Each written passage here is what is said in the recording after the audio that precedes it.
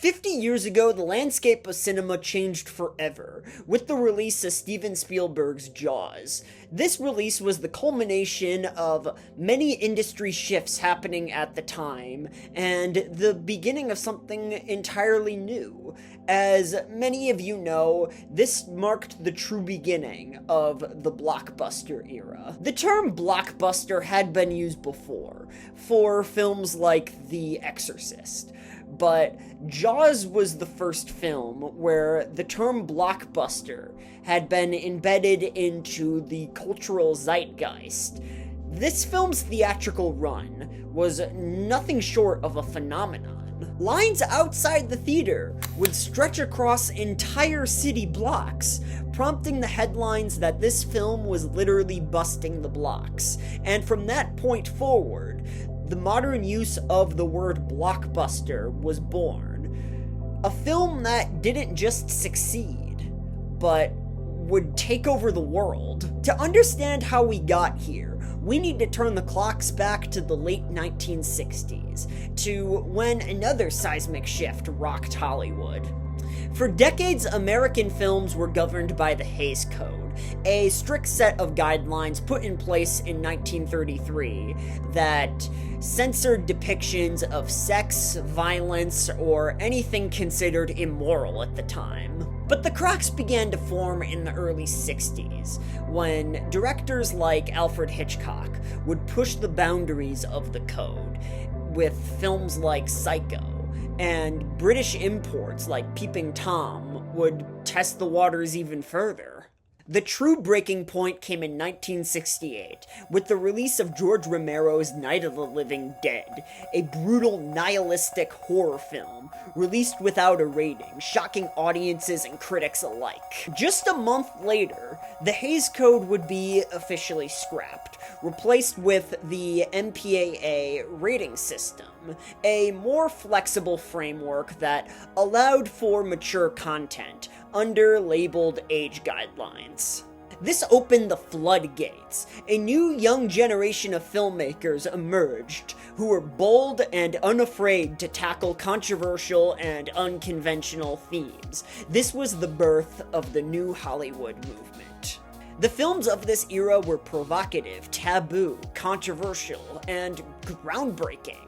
This was the counterculture generation stepping behind the camera, telling stories that until then could have never been told on the big screen. It was a bold, rebellious wave of filmmaking that redefined what cinema could be. Some of the key figures behind this movement were Martin Scorsese, Francis Ford Coppola, Robert Altman, William Friedkin, Woody Allen, George Lucas, and of course, Steven Spielberg. Spielberg's directorial debut was a made-for-TV thriller called Duel, a film about a man being viciously pursued by a faceless truck driver. In many ways, Duel was the proto-Jaws.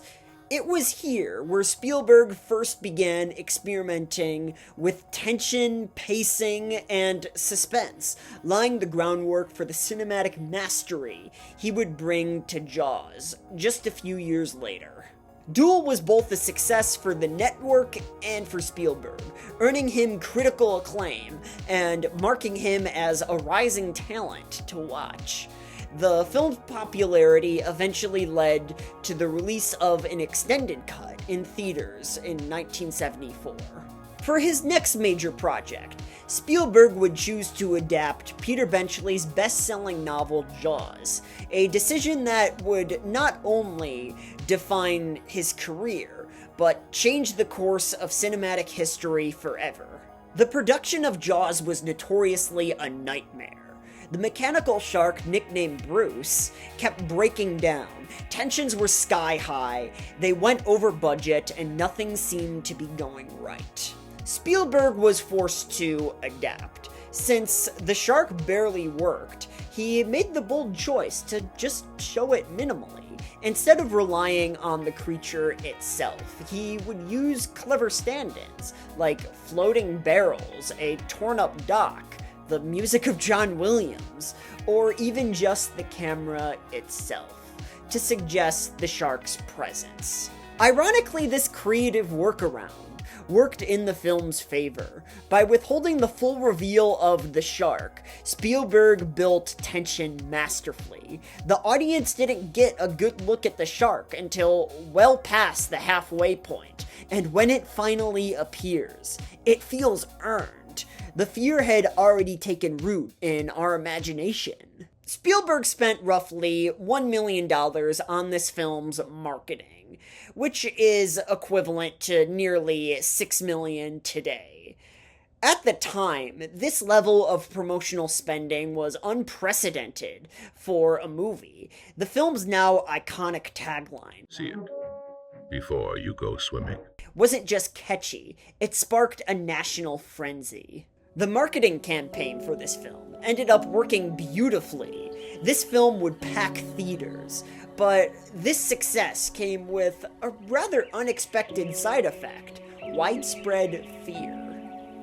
According to legend, that summer, beach attendance numbers plummeted to a historic low.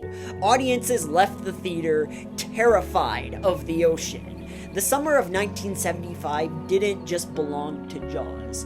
It became known as the Summer of Jaws. Jaws would become the highest grossing film of all time, a title it would hold until George Lucas's Star Wars would end up shattering its record 2 years later in 1977. These two films didn't just dominate the box office, they solidified the arrival of the blockbuster era.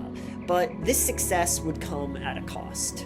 The rise of the blockbuster marked the beginning of the end for the new Hollywood movement. While tour-driven classics like Taxi Driver and Network were still being made, it was clear that the tide was beginning to turn. By the 1980s, the blockbuster didn't just rule the box office, it became the culture.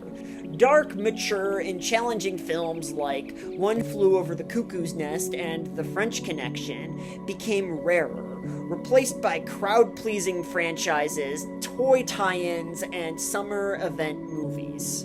Of course, the 1990s would bring a new wave of resistance, the indie film boom, led by directors like Quentin Tarantino, Richard Linklater, the Coen brothers, and Kevin Smith. For a moment, it felt like the spirit of the new Hollywood movement was reborn on a smaller scale.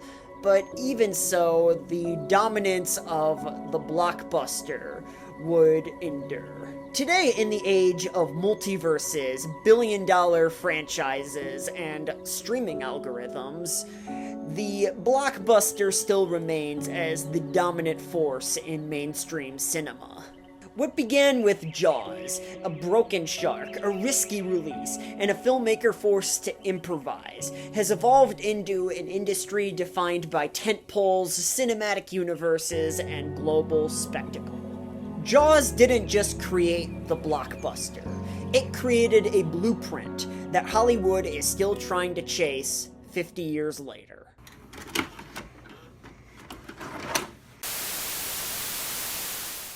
Anyways, I hope you enjoyed this latest video, and if you did, make sure to give this video a like. And if you want more content like this, hit the subscribe button and ring the bell notification so you can be notified every time I upload a new video. And shout out to Danny DeVito and the guy who invented the sock drawer divider.